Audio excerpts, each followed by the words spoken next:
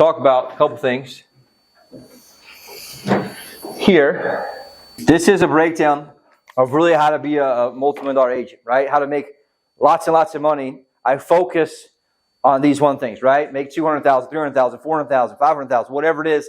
As an agent in this scenario, I want to focus on these main things. Say, do, think. That's really all we got to do. Hey, this is Blake Sloan. I've been selling real estate over 14 years. Our team of highly trained professionals, along with our unmatched marketing, has sold thousands of homes here in the Myrtle Beach area, and this is how we do it. As an agent, to have success, and I'll obviously break it down, we tend to overcomplicate this a lot. Number one, the things I say obviously have a lot to do with what? My ability to influence, aka the client, right? The things I do is actually follow through the shit I know I need to do, that I do or don't do. You with me on this? And the third piece here is the way I think and how I operate makes a big difference. And so, what I noticed, what do you think the number one challenge that most agents face, really? What's that? What they actually do, right? And what drives that, you think? What drives what the agents actually do? Think. What else? Pain. I'm going to have you consider it comes down to their standards. I think that video I shared this morning even talked about that, right? Yeah, for sure. And so the three main things that really matter is the skills, standards, and strategies, right? So you can look at the same thing, right? Skills, standards, strategies, however you want to look at it. But that's what makes or breaks it, is where I get my standard, not what I desire. You with me on this? Which is super important for me to have that here. And so here's the crazy part. You can have a low level of skills, like AK, scripts, dialogues, whatever it is, but you execute every single day, right? And I do the stuff I need to do, guess what? I'm going to beat the skill person every single time. So I can master this part here, and guess what?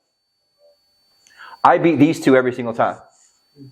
So if I show up and execute, just make my dials, make it consistently and focus on this, no matter what, I'm going to beat this person every single day. And so that's why it's the most important by far, is how do I execute for a long period of time. Priscilla talks about a lot, hey, if you can't do the same shit, right, for 5 days or stick to your goals, your commitments for 5 days, you deserve to have a miserable life. That's what he said, right, in that video this morning.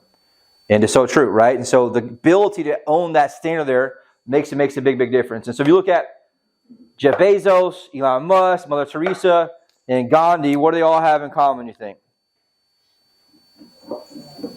Bezos, I saw Jeff Bezos 2 yachts last week again. Elon Musk, Mother Teresa, and Gandhi, what do they have in common? Action. What else? They're pretty good at that for sure, right? What else? I'll give you a hint. They all both have 1,440 minutes a day. That's it. They all have the same amount of time that you have, that I have, they all have. And it just comes to what? How you execute, right? People at the top of the board, selling 50 plus houses a year, right? Or 100 plus houses a year, have the same 1,440 minutes a day. The difference is how they actually execute. And so it's important for us to understand that and how we look at things. And so I want you to look at, hey, looking at 2024, I want you to ask yourself, hey, look, what do I want for my goal to be and how much I'm actually worth as a salesperson, right? For your employee, it's a little different. But from a salesperson, right, how much I'm actually worth overall. So what's my goal annually? Whether it be 200,000, 250, 300, whatever it is in this scenario. Anybody here, if you owe $250,000 a year, right, what's the hourly income got to be? Anybody know? Basis. If I want to make $250,000 a year. Well, I think $100 an hour is $200,000. Is that 40-hour work week? 40 hour, just mathematically. $120. Yeah, it's 100 is 200,000. Yeah, and if I take 2 weeks off a year, it's 125. Yeah. Right, so with 52 weeks, right, 120 and 50 weeks is $125 an hour, right? It's important to know that. Why? You have to be obsessed with what your time's worth. And so you're never going to out-earn your ability to master your time. You're never going to out-earn your ability to master your time. There's only 14 or 40 minutes a day. So I have to out-earn that. in how I operate. And so I want you guys to understand that if I want to make $250,000, I have to do $125 an hour activities, no matter what. Right? So look at my goal, divide that. Right? Gives you hourly pay overall. Right? So you take about 50 or 52. I think I did 50 when I did it. Right? And so here's the deal. If I look at that, it's $125 an hour overall. You're never going to earn $250,000 or $300,000, $400,000 if you don't start treating your time like it. Say it again. You're never going to earn $250,000 if you don't start treating your time like it. And so, what does that mean, you think? Make sure you capitalize on all the things that's going to be money making. I have to be obsessed with the money making activities. Right? I don't get a haircut on Wednesday at 2 o'clock. Why? Because it's not money making activities, and I only have what? 14 or 40 minutes, and a lot of those minutes are not in business time. And so if I got to maximize business time when everybody else is doing business, aka my clients, I have to make sure that the business minutes are much more valuable than later time minutes. Does that make sense? And so I want to understand that. And so the reason I share that with you guys is not because you can't get a haircut on Wednesday at 2 o'clock, it's because you don't understand the importance of time. Does that make sense? And so also, I want you guys to understand and have the ability to understand leverage. There's 2 ways to leverage yourself here. What is it? Other people. Technology is number 1. That's by far the easiest and the best. Talk about that in the book, The E-Myth. The first and easiest way to leverage yourself is through technology. What many people do in this business is they tend to fight the technology. For example, on our listing side, we do not use tasks, both the agents, inside sales, we miss a lot of shit because we don't maximize technology. We're having to remember stuff and who to call and who not to call versus just putting a task in to call a person, right? On people we've met with, people we didn't sign, people that the no-show for the appointment, people that I met with that are nurturers, whatever it is. It's very important to understand technology because that's the way for what? To leverage the time, I can do the highest dollar productive activities first, right? Second way to do that is through what? People, right? And so I want you to understand, I want you to have an obsession with that overall and how you do that. Specifically, a lot of people in here, how can you leverage your time? Is understanding transaction coordination and being able to leverage that out. I want to have a goal for many of you to help create more income for you is leverage out those activities. Now, if I'm doing a transaction that's under contract and I'm dealing with questions about attorney stuff and about anything else, is that a $125 an hour activity? No. But what problem is we become obsessed with dealing with it because we think that we need to control that piece of it. And what that does is that $20, $15 an hour stuff, right, tends to do what? Take away our time from focus on the $125 activity stuff, which is what? Follow up with phone calls, meeting face-to-face, the actual sales part, which is the highest dollar productive activity I can have. Are you with me on this? Which is a very, very important piece for us to understand with that. So, obviously, ways to do that. 5 steps to mastering the day. Number 1, we already did most of this before, but I want to just kind of help you with that. I'm going to simplify it for you. Create your ideal weekly schedule. Make sure it's there.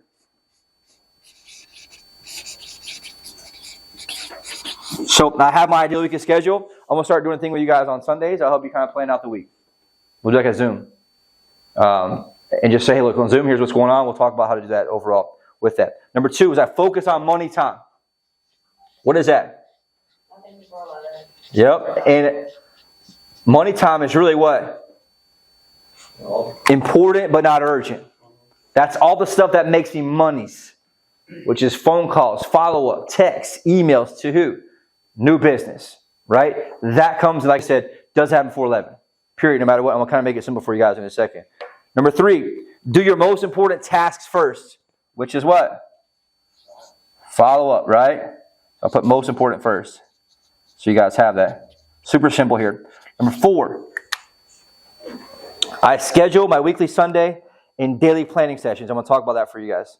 Weekly Sunday and daily planning. So I'm going to teach you in a minute. I'll teach you the daily first, and then we'll just kind of probably stop there today. But daily.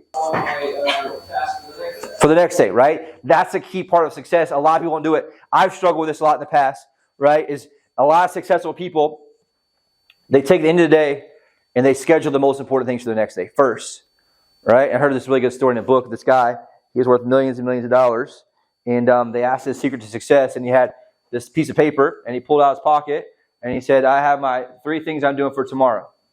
And he said, that's it. He goes, every day I write my 3 things down at the end of my day, put it in my pocket, and I do it the next day.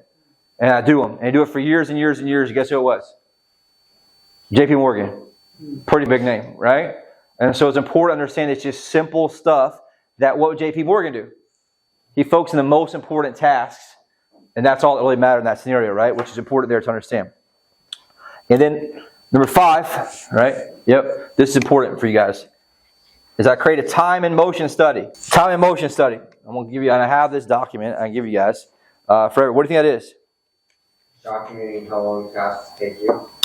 Basically, if I followed you around, look at this. If I followed you around with a notepad for the next 7 days, think your production will go up?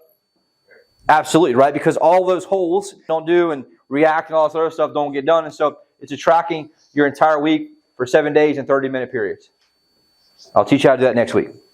Okay? I'm just setting the frame up for that right now, if that makes sense overall with that. But what's super important for us to look at, I'm going to share with you a $1 million schedule to have, which is super simple. But I want you guys to break it down. So a perfect example, I don't want to write all this up here, but you're between 4:30 and 6 o'clock, rise and shine, right? And all you got to do to be successful is plan your first half of your day right. If you handle and execute the first part of your day, guess what? The rest of the day will make sense. And what made me want to teach on this is my buddy shared this. He's a good friend of mine who sells this. The question is, what percent of agents do you think actually get up and execute, right, for money time every single day? 5 days a week. Let me see if I can find it. Read it. What do you guys think it is? Here it goes. That's not it. Less than 1% mostly, right? That can do it 5 days a week. Some can do it for 1 or 2 days a week. Some can do it 1 or 2 days a week here. But the ones that actually execute and do their money time, right, 5 days a week, week after week after week after week for months and months and months is 1%. They get on the box and they get some success when they do. Get off the box. I'll share it in the group when I find it in a minute. But I want you guys to understand that you want to make sure that here's what I want you to get at. I'll share a screenshot in the group. It's easier to do that. 6, 7 o'clock morning routine, right? I do my stacks and stuff in the morning. 7 to 8, get ready. Family, breakfast, whatever it is. 8 to 8:30, preparation time, right, for the day, whatever it is. 8:30, 9:30, role play, script practice. Here we go. 9 o'clock to 10 o'clock. I want you guys to write down. 9 to 10, it's called Hour of Power, number 1. We already do this already, but I want to give you guys a way to label it. That's what? 9 to 10. What happens in Hour of Power number 1? And downtime. But that's only 10 minutes, right? So let's say 9:10 to 10:10. All I do is what? Money time. Dials, nothing else matters. Right? Home inspection blowing up, right? Client calling you bitching about something else, doesn't matter. Right? If you just stick to this consistently, what happens over time is a compound effect of time adds up and adds up and adds up and adds up and adds up. And ultimately, your afternoon fills up and the resistance, everything else is much less. You with me on this? Take a quick break, right, for a second. Reset. I would suggest I reset my strategy, so I call different people, right? Whether it be bucket, whether it be different leads, so new registered versus last log on, shit like that, right? You with me on that? A new strategic call. And then guess what? From 10:10 to 11:10, what's that? Hour of Power. Number 2. And the only thing I focus on is what? Dollar productive activities, aka dials, money, right? Follow-up, past appointments, past follow-up, no shows, whatever it is. I want to make sure I'm having that dialed out. Now, why is it so important to do it in the morning? Hardest task is usually best to knock out first. Hardest task is always best to knock out first. There's a great book about it. Anybody know what that book is? This is a great time management book for anybody that hasn't read it before. It's by, anybody remember the name of it? Eat the ugly frog first.